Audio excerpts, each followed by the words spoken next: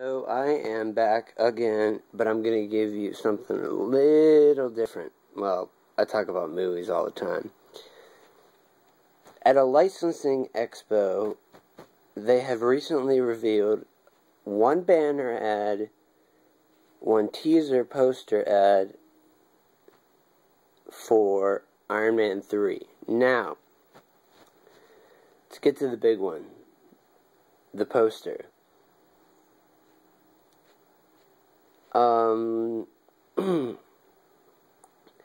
Really not much to see. It's the shadowed out version of the Mark 8 armor, which is actually gold on red instead of a balanced out mix of both colors. There is a shot where Iron Man looks like he's in some kind of factory, and they really glossed up his helmet. Or maybe it's the angle or the lighting. Maybe it's the ambient lighting because it's in kind of a dark area. Then for the banner ad. Now, for legal purposes, I'm not going to link these.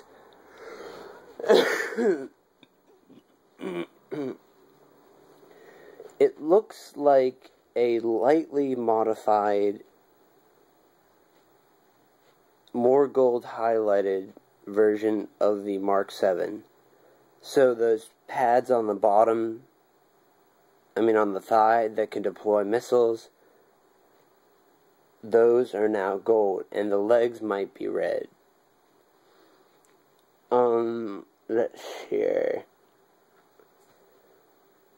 I think Iron Man fans have long since known that the Latino Review said briefly that it's about nanomachines, and somehow the villain will have them running through his, her, or whomsoever veins, and the only way to beat that person is if Tony Stark either injects himself or he gets Maya Hansen to do it, because I have my sources. Maya Hansen is currently being casted, especially Malin, the terrorist with superpowers, in which Tony Stark needed to upgrade his body, not his armor. Well, he upgraded the armor a little to kind of be thinner and faster. But I'm pretty sure that this film, Iron Man 3, it's not going to follow Extremis to a T, but it's going to have all the important aspects. Tony putting Extremis in his body, a movie version of the Extremis costume, well, armor really, appearing, and I don't think it's going to be the Mark 8, gold on red thing. I think it'll either be the test suit, which is known as the Tin Man, or not Tin Man.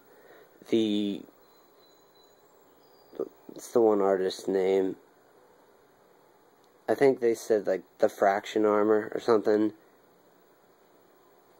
And then the 10th will be the full-blown Extremis armor, and I'd be really pissed off if Marvel Studios didn't go with a carbon copy of what we got in the comics as Extremis.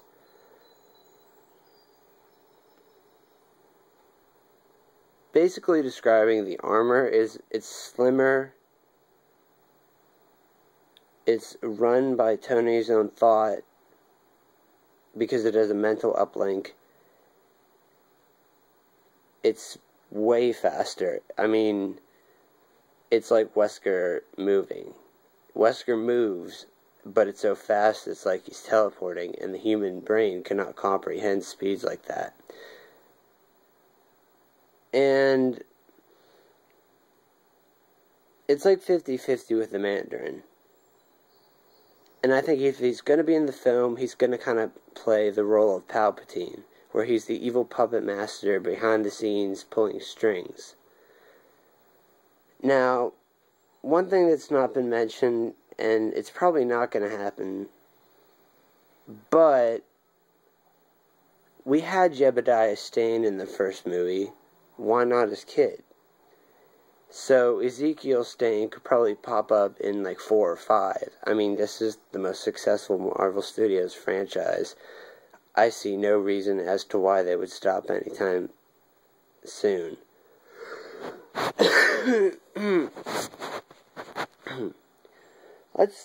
Let's go on the acting. So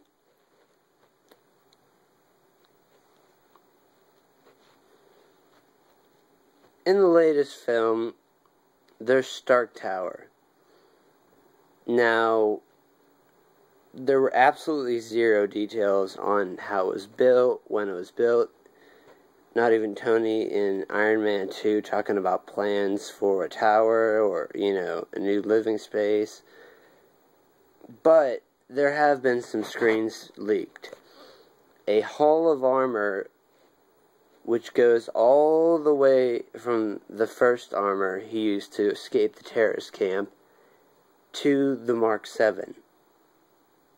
And I think it's interesting that they have the Mark 5 in there because it's so different.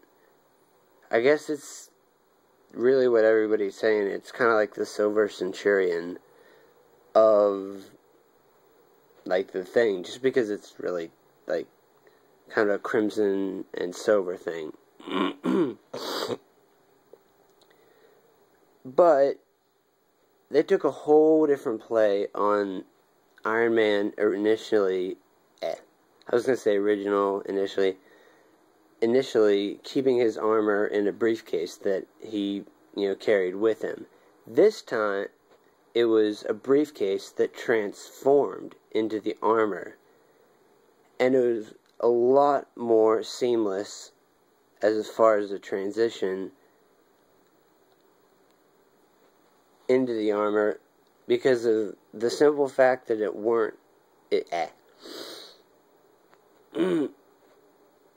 there weren't initially there were the separate pieces of the armor sans the chest plate because he still needed it to live, and he did it that way. Now the original animated series, he could put it on and it would easily transform into his armor. But with the Mark V movie armor, he opened it, put his feet in, pulled it out, and then the head came over. So, what I'm saying is, it was an extremely advanced version of all those ideas. Now, to extremists, which somebody said extremists. Sounds like some weird surgical thing. Ew. But like I said, the Mandarin, if he's going to be in this film, will probably be the one pulling the strings in the background and manipulating people, just like Emperor Palpatine from Star Wars. What I wouldn't want is for him to really just plain and simple order people around. I mean, if he has to use the 10 rings, then, by God, use the 10 rings. The hell? Oh. I thought that was a bug. But someone said, that every good film plot needs a setup. Whether it's a full-blown movie or a full-blown trilogy, at least in Star Wars case, because with Star Wars, you see episode 4 first, and then when it comes to the prequels, it's like that is all okay, that's all of how all these characters got to where they are in the original films, how the state of the galaxy changed. Things like that.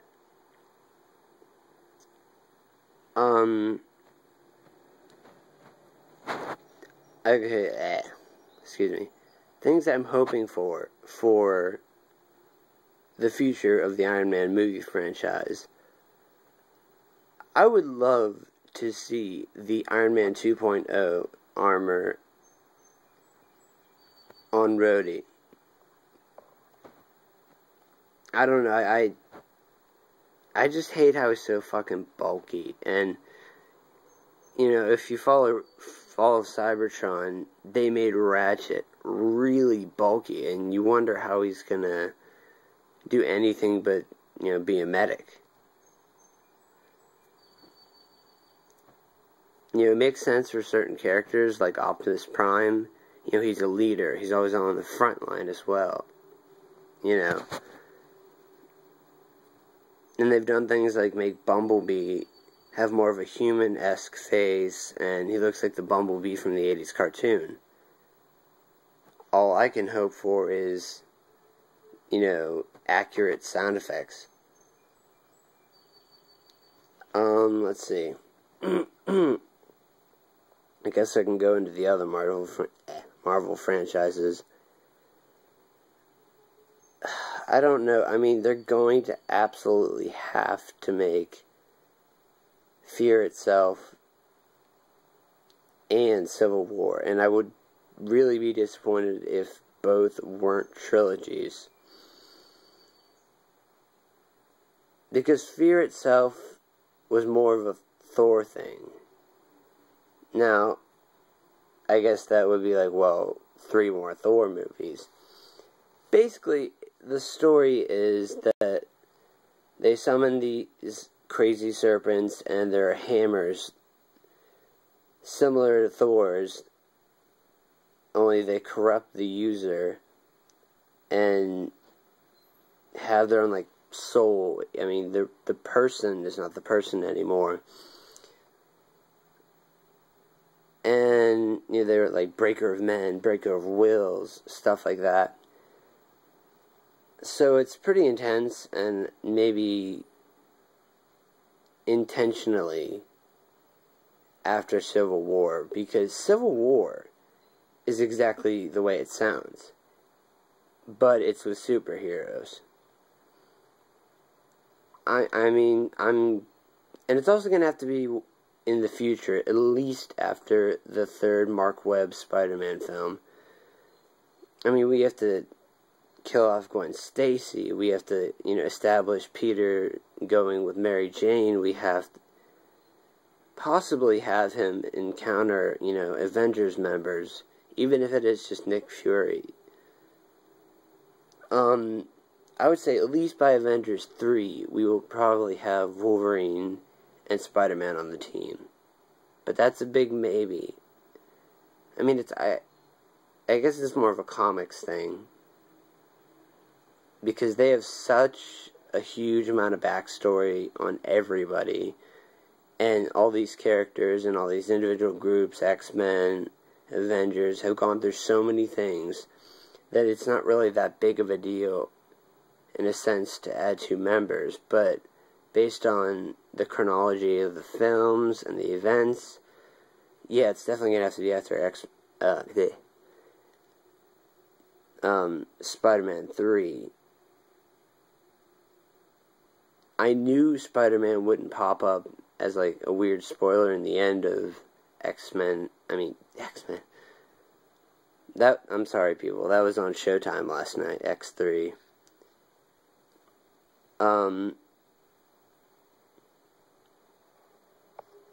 I think I know, like, every little detail as to why it failed. Now, the only good thing is Wolverine's sacrifice, killing Phoenix, well, Dark Phoenix, really, at the end, and you see, you know, his skin deteriorate, and, you know, the adamantium deteriorate, and, you know, we all know that adamantium is, like, the strongest metal next to vibranium.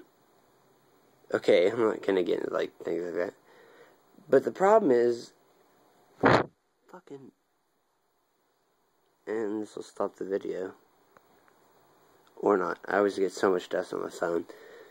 They really did make her freaky. I mean, she had black eyes, like deteriorating black veins and shit. Ugh. Not the way to go.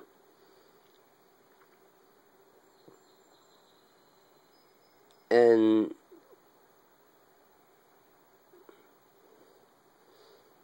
maybe they could have just given Charles the ability to walk again.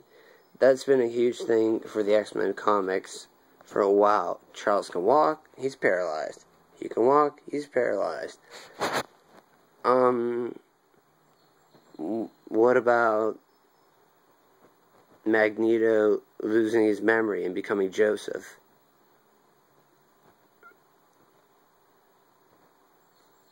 I don't know, I think if they're going to make another X-Men movie, base it on Apocalypse.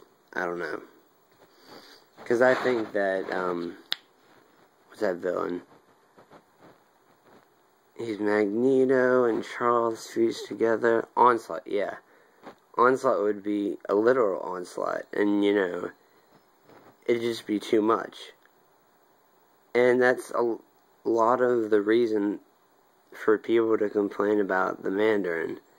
That it's just too much. They set it up talking about, the cult or Brotherhood of the Ten Rings, but they didn't leave it. I mean, they left it at that. They didn't go any further. My thing is that the bald-headed terrorist in the first Iron Man movie didn't just simply want weapons of mass destruction, but he wanted them for the Mandarin. But that only rings true if he was part of that cult. So, but yeah, I can say one thing for sure before I kind of, sign off. And that's, if they're going to do Extremis, include Maya Hansen, Matlin, what's that old dude?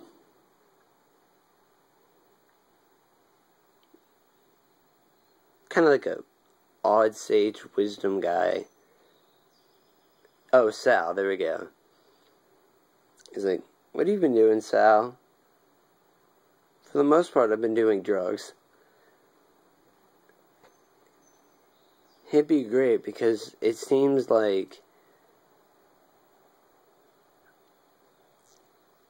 the problem was there was always sexual tension between Pepper and Tony. But in Iron Man 1, nothing happened. 2, they beat all of they beat all of the drones and make out and then say, oh, that was weird, and then go back to make out. In 3, well, I would say 2.5 because it's the Avengers. It's an ensemble piece. I mean, yeah, they're really close in a way. I mean, it's almost like they just had sex or something. And they're like, slightly cuddly. But the problem is, I have no idea how much time took place between Iron Man 2 and the Avengers. And that kind of development happened in the comics over, a certain amount of issues, but considering these films are trying to be as 100% realistic as possible, making you believe there literally is a guy swinging webs around New York, there is a guy in Advanced Personal Combat Unit named Tony Stark, I don't think that would hurt. It's not such a big deal. But my final thought, and no, I'm not Springer, I would hope that the Extremis armor is completely identical to what it is in the comics. I mean, if you're gonna make mods, make slight mods. I mean, you know, it is Marvel Studios, so they could do the exact same thing. And it would be nice to see the costume, you have just straight gold plating where there's gold, instead of, you know, yellow gold in the comics. I guess it's kind of like seeing your dreams come to life. You know, like, you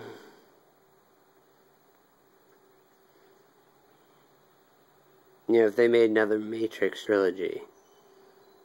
And I think it was smart, even for false advertising, to announce it as 4, 5, and probably 6. I know the Wachowski siblings, and yeah, I mean siblings. I'm going to say that until that whole one of them got sex changed is confirmed. Well, I gotta go. I gotta just lay down. But May 3rd, 2013, couldn't get here any sooner. Everybody suit up. Go to the theaters. You don't like the film? You got repulsor rays on your hands, practically everywhere. Oh, the one thing I wanted to talk about. The new Iron Man outfit that debuted in, I think, issue number 519, 520. So that Ghost outfit is null and void now. The black with the Tron LED highlights, it just hid the details. It looks like a cross between a very, very slimmed down Extremis, kind of going Bleeding Edge style. But I have a feeling when we see a full frontal shot, it's going to look great. And it's got many wing flaps on the back. But I hope they do something with that black and LED costume. Excuse me. Like maybe if Sony's going on a stealth mission or something, that's the new stealth suit. There's only been a Mark 1 and a Mark 2 stealth suit, so to have that level of technology in the black and LED costume, because it can phase through objects and be inaudible to sight and sound, that'd be great. And Tony always makes new suits anyway. And I did go back and forth on whether I liked the new red and gold outfit, but you know, force of habit, it's like Extremis mixed with Bleeding Edge, and I liked both. And there's always a fight whether I like one better than the other. But when you put the two together, damn. It's got a couple of repulsor arrays in places I don't think it's necessary, but I still haven't seen a full shot. I'd probably have to wait till Iron Man 521, 22. It's probably going to be when they're going to start introducing it. But look out for those issues. Invincible Iron Man and 518 to 24. And I think that's going to be the whole arc of when they introduce the new outfit and why he had to keep it secret. Well, right now it's not Tony in the suit, it's Rhodey. But that's another video.